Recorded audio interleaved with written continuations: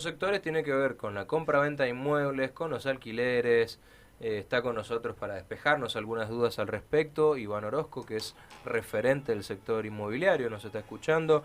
Iván, agradecerte tu tiempo. Luciano García, Adrián Tejada, Enzo Ortiz, Claudia Páez te saludan desde el aire de Colón. ¿Cómo va? Hola, buen día al equipo y buen día a la audiencia. Bueno, muchas gracias por el contacto Siempre un y por placer. la referencia. Siempre un placer, Iván. La pregunta inicial y la que un poquito resume todo, me parece, es ¿cómo está el sector? ¿Se compra, se vende, se alquila? ¿Hay movimiento?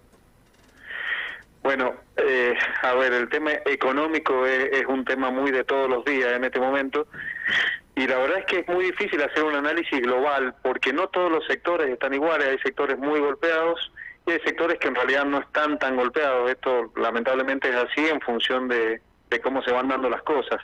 En este momento el mercado inmobiliario, habiendo estado muy mal en muchos momentos de la economía del último tiempo, este momento no es malo, de hecho que está bastante agitado porque bueno, hay un par de factores que lo han movilizado. Siempre el mercado inmobiliario tomando el usado y separado de lo que es la construcción, de lo nuevo, tiene sus factores y su propia suerte, digamos.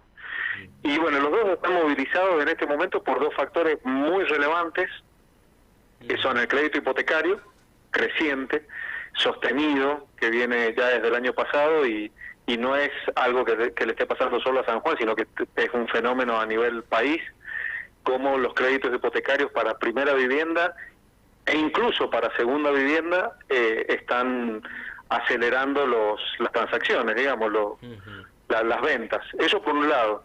Y por otro lado, el desaliento en tener el ahorro en dólares es algo que está muy, me atrevo a decir, en la cultura del sanjuanino, del argentino, sí. Tener su ahorro, su respaldo, su tranquilidad en alguna cantidad de dólares.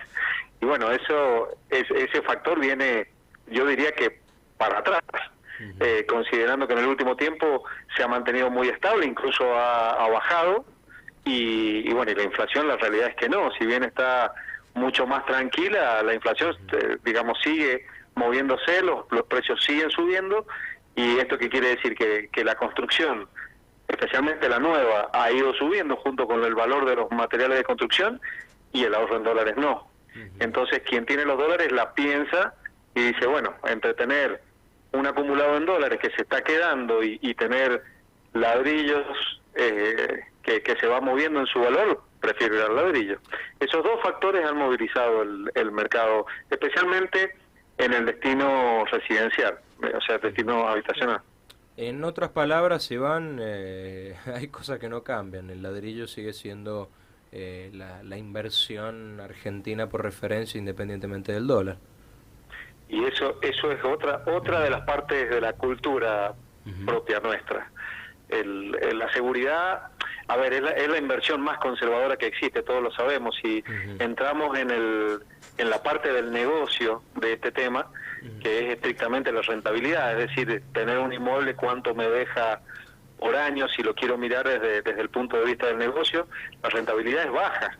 O sea, si bien se ha recuperado muchísimo en el último tiempo, afortunadamente, en los malos momentos, yo diría hace unos 3 años atrás, llegamos a tener una rentabilidad anual del 3%, que es ínfima, es muy poco. Hoy por hoy está entre el 6 y el 7%, es decir, que se ha recuperado muchísimo, que es la rentabilidad. Recordemos que es la relación entre el valor de alquiler que tiene un inmueble y el valor de venta. Valor de alquiler anualizado, ¿verdad? Como toda rentabilidad siempre se calcula al año. Esa relación es esta que estoy diciendo, entre el 6 y el 7%, que está muy recuperada, pero es baja. En los negocios ideales uno busca tener un mínimo del 10%, del 20%, que esa rentabilidad leída desde lo que sucede en Europa o en Estados Unidos, incluso en Centroamérica, está más cercana al 10%. Nosotros nos hemos acercado un poco en recuperación, pero bueno, todavía no llegamos a ese punto. Iván, ¿hay más predisposición o más demanda de comprar inmuebles o hay más disposición de alquiler? Bueno, a ver, son cosas distintas y merece análisis diferentes. La búsqueda del alquiler tiene que ver con el déficit habitacional. El déficit habitacional en la Argentina, San Juan no escapa a eso, más allá de algunas reacciones de entregas de barrios y demás, pero no llega a cubrir ese déficit. Entonces se busca mucho el alquiler. Si uno se fija hoy en los medios de mayor publicación, donde todo el mundo publica su oferta, hoy por hoy la oferta en alquiler es más o menos el 25% de lo que se está publicando en venta. Yendo a números concretos, hay cerca de 4.000 inmuebles destinados a lo habitacional, digamos, publicados a la venta, y cerca de 1.000 publicados en alquiler. Y la realidad es que yo converso con mis colegas en mi propia inmobiliaria. Si hoy me preguntan cuántos inmuebles tengo disponibles, no creo que llegue a 5, porque la rotación es alta. Eso quiere decir ¿Disponibles para alquilar o para...? Para alquilar, estoy hablando para alquilar. Bien. Sí. Sí, la relación en mi inmobiliaria, esa relación de el 25% de lo que hablo en los medios donde todo el mundo accede a ver qué hay en oferta, esa relación en mi propia inmobiliaria es mucho más baja. O sea, debo tener menos de un 5% disponible en alquiler en relación a lo que tengo en venta. ¿La derogación de la ley de alquileres fue un cambio que benefició al sector? Total, claro, lo benefició muchísimo. Fundamentalmente lo ordenó, porque la realidad, y bueno, me disculpo por hablar de una forma un poco campechana en un medio tan prestigioso como el de ustedes, pero no hay problema, es la mejor manera de que se entienda.